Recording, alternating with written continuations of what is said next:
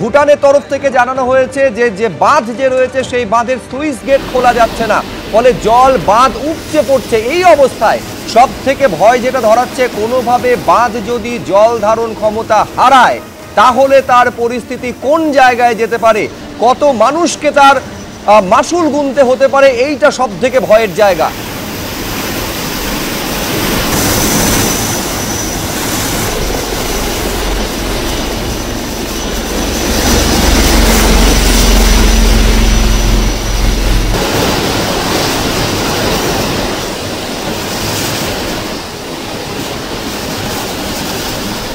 এইটা হচ্ছে ভুটানের ছবি, আপনারা দেখতে পাচ্ছেন। ভুটানের একটু আগে জানাচ্ছিলাম যে ভুটানের বাঁধ তার স্লুইস গেট খোলা যাচ্ছে না যান্ত্রিক ত্রুটির কারণে। এখন যদি স্লুইস, যার ফলে বাঁধ উপচে জল বইছে।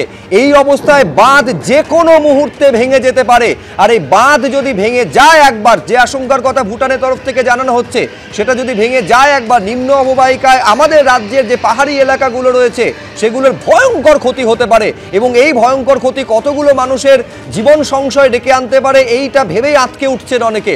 এই অবস্থায় পরিস্থিতি সামাল দেওয়া যাবে কি করে, এইটা সব থেকে বড় প্রশ্ন। ঘটনার গুরুত্বের কথা অনুধাবন করে ভারতীয় সেনাকে নামানো হয়েছে উদ্ধার কাজে।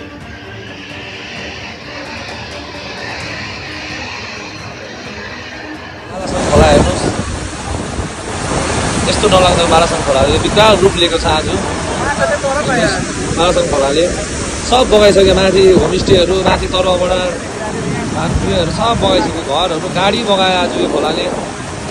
हेर्नुहोस् मारासन खोलाको स्थिति यहाँ पुलमुनि आइसक्यो, माथि मिरिक जाने ब्रिज, स्टिल ब्रिज पनि बगायो आधी उधी। हेर्नुहोस् खोलाको स्थिति, हेर्नुहोस् खोला चाहिँ गाउँमा डल्लै पसिसक्यो। यो होटेलपट्टिले चाहिँ होटेल लान्छ होला आँटिसक्यो।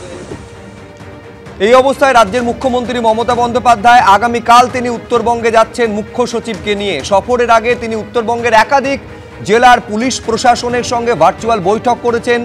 কোথায় কতটা ক্ষয়ক্ষতি হয়েছে সবিস্তারে রিপোর্ট নিয়েছেন মুখ্যমন্ত্রী মমতা বন্দ্যোপাধ্যায়। সোশ্যাল মিডিয়ায় তিনি লিখছেন যে উত্তরবঙ্গে 12 ঘন্টার মধ্যে 300 মিলিমিটারেরও বেশি বৃষ্টি হয়েছে। দুটি লোহার সেতু ভেঙে পড়েছে, বেশ কয়েকটি রাস্তা ক্ষতিগ্রস্ত হয়েছে। দার্জিলিং, কালিম্পং, জলপাইগুড়ি, আলিপুরদুয়ার জেলায় প্রচুর জমি প্লাবিত হয়েছে। প্রাকৃতিক অবস্থানের কারণে মিরিকের মতো বেশ কিছু এলাকা মারাত্মকভাবে ক্ষতিগ্রস্ত হয়েছে। আর অনেক জায়গা আমাদের নিবিড় পর্যবেক্ষণে রয়েছে বলে মুখ্যমন্ত্রী মমতা বন্দ্যোপাধ্যায় জানাচ্ছেন। তিনি ডিজিপি অর্থাৎ রাজ্য পুলিশের ডিজি, মুখ্য সচিবের সঙ্গে কথা বলেছেন, মুখ্য সচিবকে নিয়ে আগামীকাল যাচ্ছেন। তাছাড়া পাহাড়ের একাধিক জেলা শাসক, পুলিশ সুপারদের সঙ্গেও গোটা পরিস্থিতি নিয়ে তিনি কথা বলেছেন, পর্যবেক্ষণে রাখছেন বলে মুখ্যমন্ত্রী সোশ্যাল মিডিয়ায় জানিয়েছেন।